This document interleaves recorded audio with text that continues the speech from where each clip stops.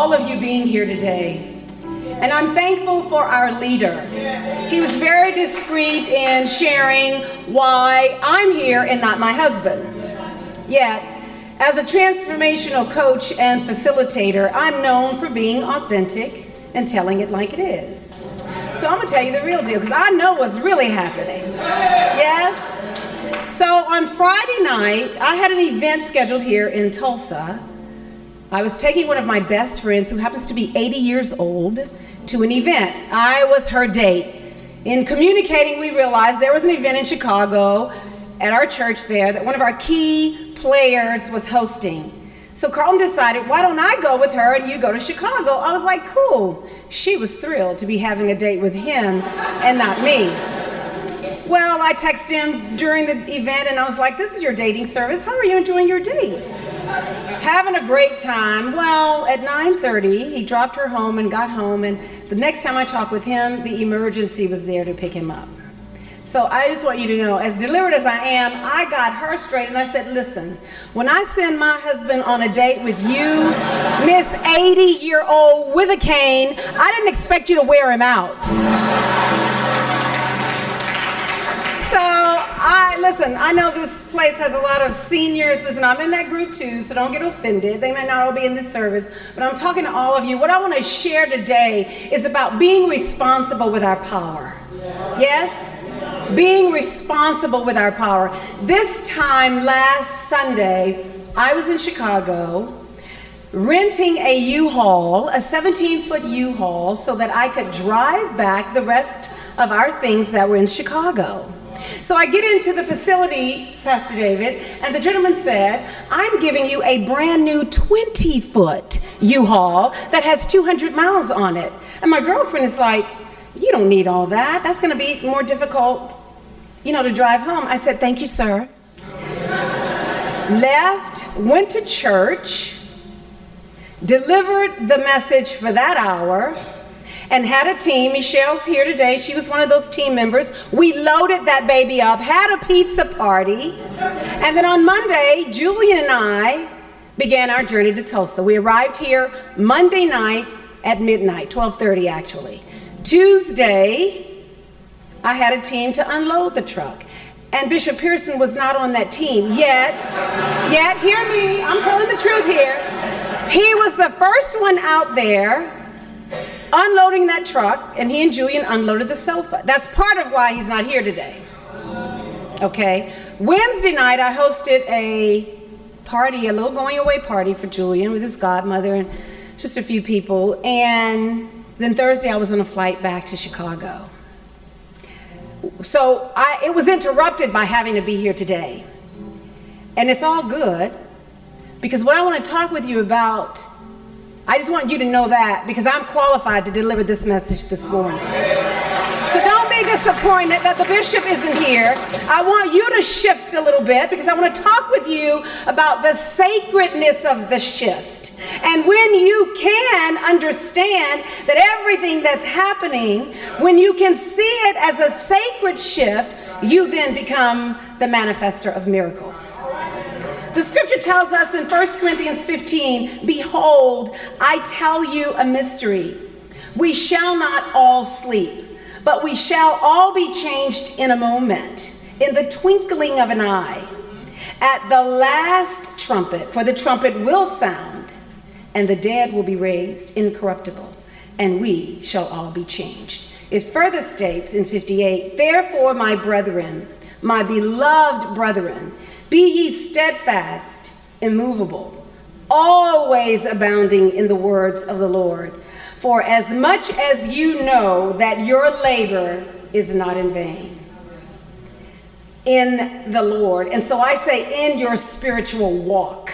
So this conversation is about perspective, because this is the hour of personal transformation. So put your judgments aside. You know, the last thing my husband said to me, make sure your hair was right. Listen, I just got off a plane. It's with me, with what I got. So get your eyes off of all that and open your spiritual ears to hear what thus said the Lord in this hour. Because I'm here and I'm going to deliver it. I'm going to do what I've been called to do. Yes, yes? And everybody's with me? Everybody has ears to hear? So I want you to know this. No matter the condition of the state of the world, there's always more happening than what you see. While the earth is rotating on its axis and the universe wants to give you the desires of your heart, what's really happening has nothing to do with you, yet it has everything to do with you. So in spite of how you feel about things, how uninformed you may be or how informed you may be, whether you know what's happening on Capitol Hill or you're a frequent listener of NPR, the game of life is all about yours and mine's, spiritual illumination and the actualization of our selfhood. This place, this body that All Souls is in the city of Tulsa and around the world is about commitment. Commitment to social justice and community activism. They, you, we are a stand for humanity because we're fulfilling a divine curriculum, a personal curriculum, one that you signed on for, you registered and signed yourself into, did you not? Yes, yes. Yes, yes. Let's not get it twisted. You ain't here by accident. You know, there was a gentleman, last week, and you've heard it all over the news, my flight was delayed in leaving. I mean, the whole region was impacted by a gentleman in Aurora, Illinois, who his boss said to him he was moving to Hawaii, and he said, no, I'm not. And he had access, started clipping the wires, shut down a whole region. Shut down a whole region. And I don't understand why he wouldn't go to Hawaii, because he's going to federal prison now. So we have to understand the timing. We signed up for this. And no matter how disenfranchised or victimized you may feel or have felt over the span of your life, this is the season to wake up, to begin to master how you're playing the game of life.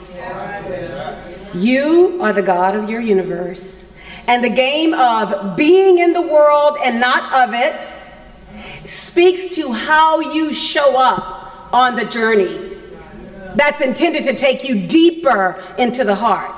So that means if your heart is wounded, if it's not healed, you're a little crippled in playing the game. Is it not? Is it not true? I mean, we've all been there. But to stay there is what's so sinful.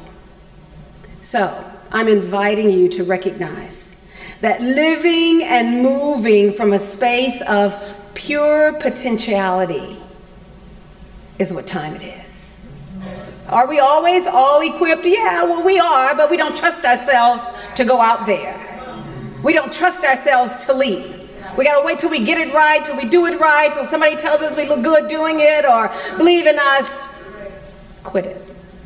Now is the time to wake up to your real power.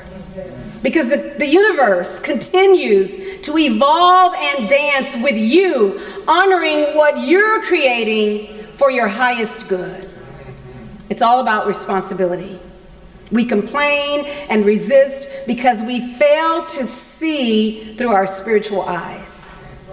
And get this, in this season, it's not okay to be stuck in the smallness when your greatness is what's needed.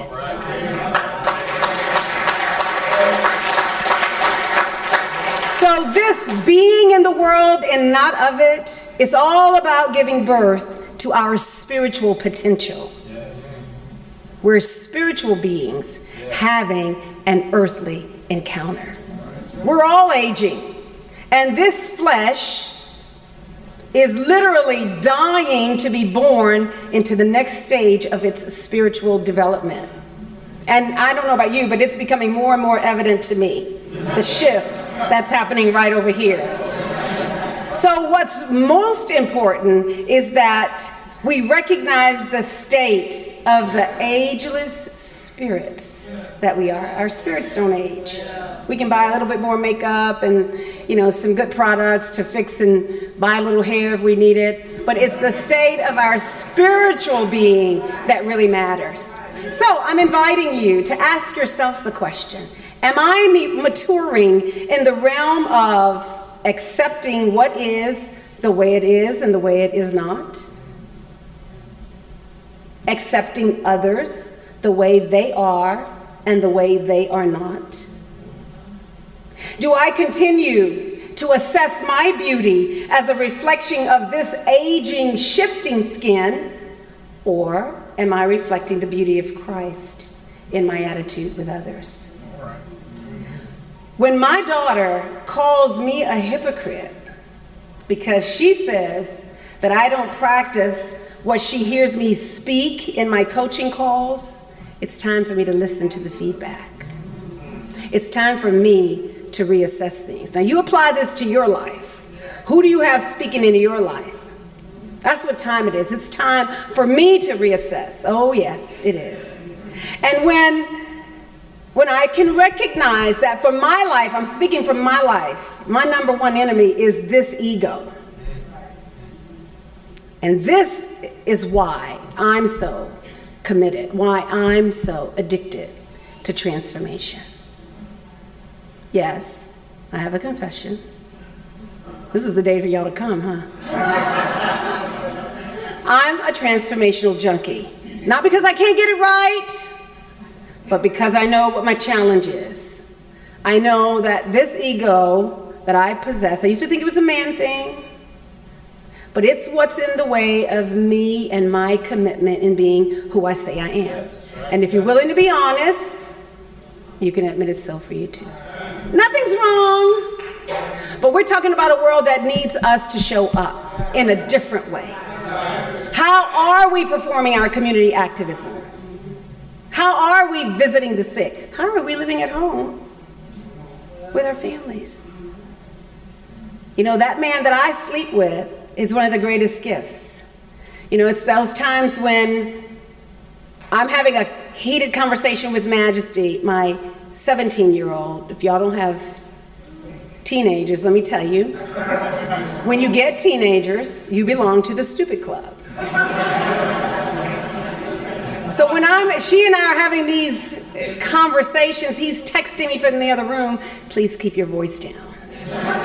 You know, so I've got signs all around me that shows me I'm not where I want to be just yet.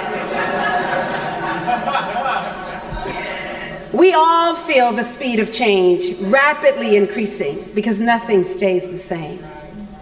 And so I invite you to begin to explore, discover, examine how you make the shift from blaming to being cause in the matter of your life.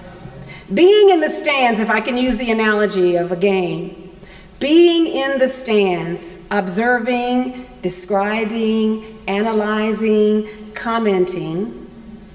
Think of your life, where you're playing. It gives you no power to impact the game.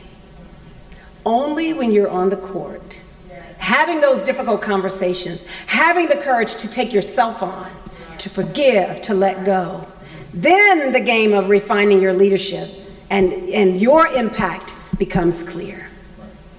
You are a leader, and you have the power to transform. The question is, are you willing? Are you willing, or will you let crisis be the constant companion because of your resistance? Change is always changing. Shift is shifting. When the blood flow in this body diminishes, sickness sets in, the breathing stops, the game is over. So your opportunity to make the difference that you can make is then at that time over. Now is the moment to wake up to the power that you really are. Yes. So then the conversation is, what is the legacy that you will leave? How was life, how was humanity impacted by your presence? So I want to encourage you to begin to learn to adapt, learn to accept what is the way it is and the way it isn't. Stay in the flow. First of all, get in the flow. Stay in the flow and avoid disrupting the flow.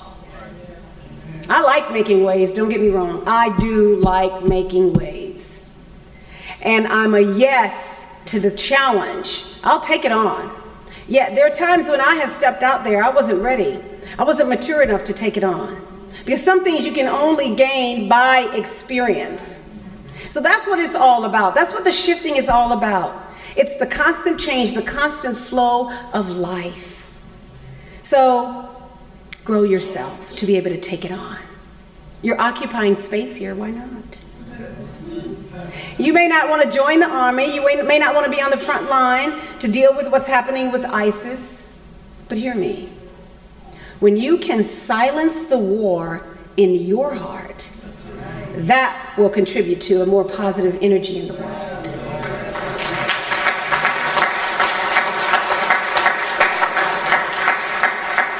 Be willing to have those conversations. Make peace with your family. Bring completion to your past. There's no way if I was carrying around a lot of baggage, and don't get me wrong, I carried 2 purses in here. I got a little bit. But there's no way if I was so preoccupied could I have been here, first of all, and be present with you today. You know, and support my husband as I did miles away and accomplish what I did in this past week. So I'm really challenging you to up your game. That's what time it is. This man has a vision to impact humanity at the umpth degree. Don't leave him out there by himself. This is our job. There's no reason. Listen, go ahead. Yeah. There's no reason why this place got voted the top place to worship in the city of Tulsa. We are making it happen here. Yes. And I'm happy to be a part of it. So recognize that your life isn't just about what you accumulate. It's nice to have nice things, but it's more important to bring forth your contribution. So I'm inviting you to shift with the shifting and know that living life is all about inquiring into the living of it, because it was always intended to be an eternally changing process. The sun traverses the sky, the rivers flow on, the seasons come and go as steadily as the revolving of a wheel. Seeds grow into plants, and we have all observed the continual alteration of birth and death. And it appears, as humans, we reach the apex of knowledge and strength, and then we inevitably begin to decline. Animals come into full vitality. They too pass. Leaves change colors, as we've noticed. They fall off and they die. So the cycle of life is an ever-ending dynamic which is constantly changing. Day, night, summer, winter, fall. So you're protesting, resisting, denying, blaming, and excusing are not gear for this game, because the lessons will await you everywhere you go. And while you may have acquired your PhD, great. Use it to forward the cause of humanity, not just to wear as a badge of honor.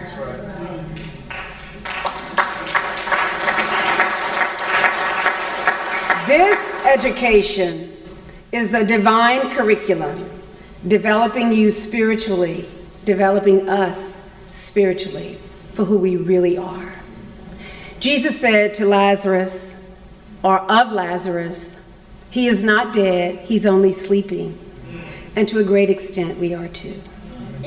So it's time to let go of the unlived dreams, the conversation that I'm too old or I blew it.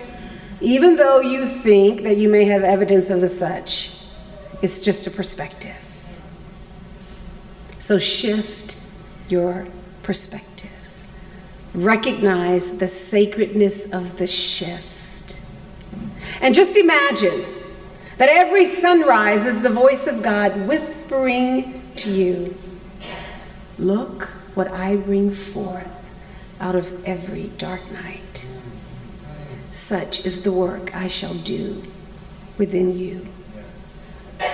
We're all faced with and recognize the conundrum that growing older brings us closer to wisdom, but also closer to death. There's no power in yesterday, only in the present. Lived in fullness and intensity holds the promise of a new tomorrow. This body began to die the minute it was born. And interestingly, a child doesn't choose whether or not she's going to grow, but yet we as adults only grow if we choose. So we all signed on to this ever-changing drama of life. Yet in you is the changeless mind of God. The wheel of karma keeps changing until you learn the lesson that you were meant to learn, or until God makes the point she intends to make.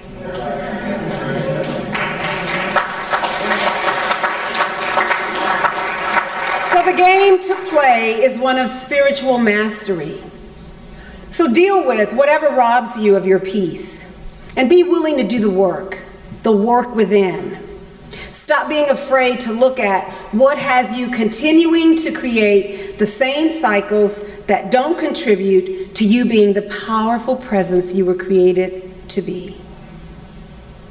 Join me in being willing to exchange the ego for a higher expression of the Christ. And as I close, I invite you to consider that whatever has diminished your light, acknowledge it and resurrect its wattage. The company of humanity, the collective consciousness, is what's going to cause the impact. And you do matter. Your contribution is yet missing. You're the one to make the greater impact.